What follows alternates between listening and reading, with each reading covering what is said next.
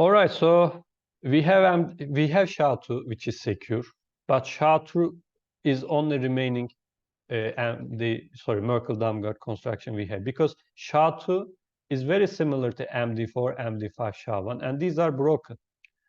SHA-2, we know that's secure at the time, and it is still secure, but people thought that, what if this one is also broken? If somebody comes up with a new idea to break SHA-2, then this would affect, our security on the internet, right? Because everybody is using SHA-2, so we should have an alternative for the worst case scenario. So for this reason, NIST announced a hash competition. So it took place between 2007 and 2012. It received 64 submissions. 4 of them had Turkish designers. And unlike previous competitions, NIST allowed designers to tweak their algorithms after round 2. So you are allowed to make some small modifications. For instance, maybe you designed the algorithm to have 80 rounds. So you pass round 1, but realize that 80 rounds is too much. So in order to have better performance, you can reduce it to, for instance, 70 rounds or something. So there's a very nice web page, SHA-3 Zoo, at this link, which actually was available at the beginning of the competition. So whenever somebody finds a new attack, so the web page also contains all of the submissions. And whenever somebody finds a new attack, it was introduced there, documentation and everything is there. So I took some screenshots from there. For instance, these are the algorithms that are eliminated in the first round.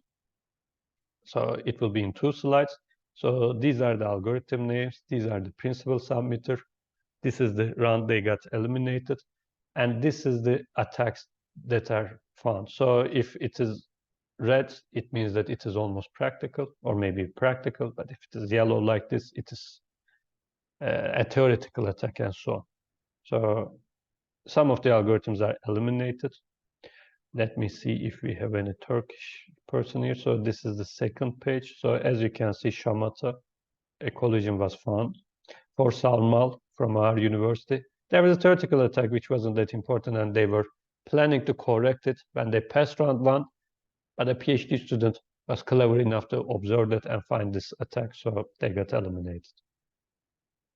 Also, Çetin Kayakoç introduced with his team spectral hash, which got also eliminated.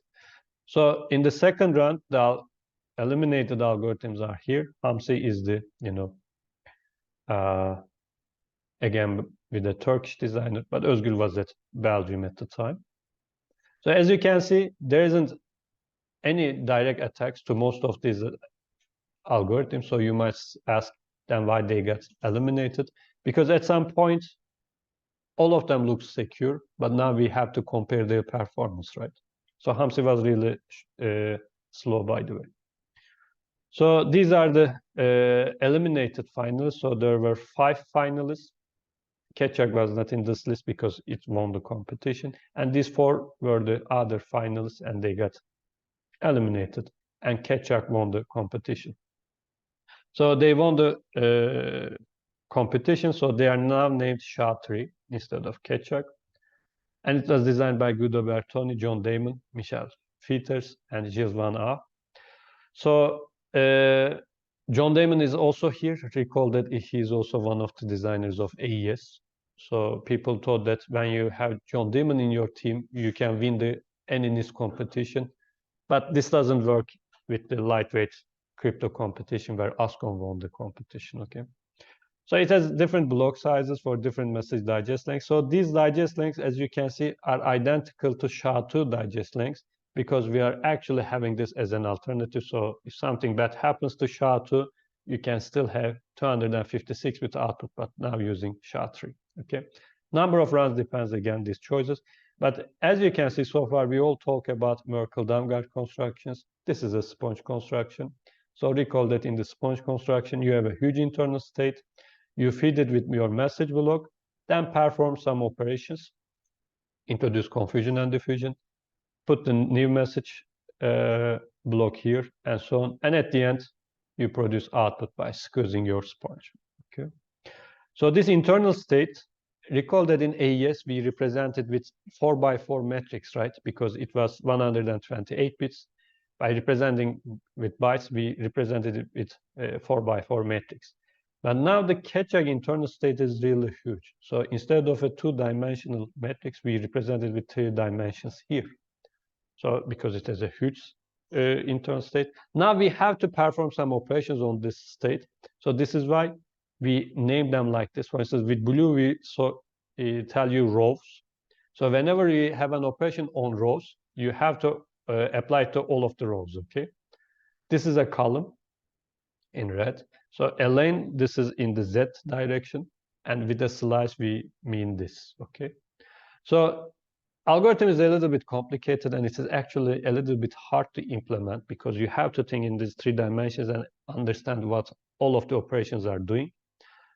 At some point, I had to implement a single round of SHA-3. So I went to reference implementation, but it wasn't that clear to me, and I wasn't able to take one round and perform operations on it because the ordering of the bytes was a little bit different to me. So I tried to implement it myself, and I think I succeeded after 1 month. Okay, so it is not that easy. But if you download the reference implementation, it works. Everybody's using the reference implementation. But if I'm not mistaken, a few months ago, NIST updated that reference implementation saying that there was a bug due to some memory management and so on. So even for that, it is not that easy to implement. But remember these colors and see what happens. We start with Ketchak chi function. So you take the row and perform these NOT and then XOR operations on every row, okay? So here you are actually introducing some confusion, but at the row level. Then you take slice and change the places of these bytes. You introduce some diffusion at the byte slice level. This is Ketchak pi function. Then you take slices in the Z direction as lanes. Again, now you perform rotation. Permutation actually. Change the places of bytes like this. This is Ketchak row function. Then finally, you perform a Ketchak theta function, which generally affects 2 columns or 3 columns like this. So you perform these operations. So as you can see, it is not that, even with pictures, it is not that simple. Implementing, for me, if you're an expert, maybe it will be easier to implement. But for me, it was hard. So this is just 1 round. You repeat this 64 times. Start squeezing the sponge and producing the output.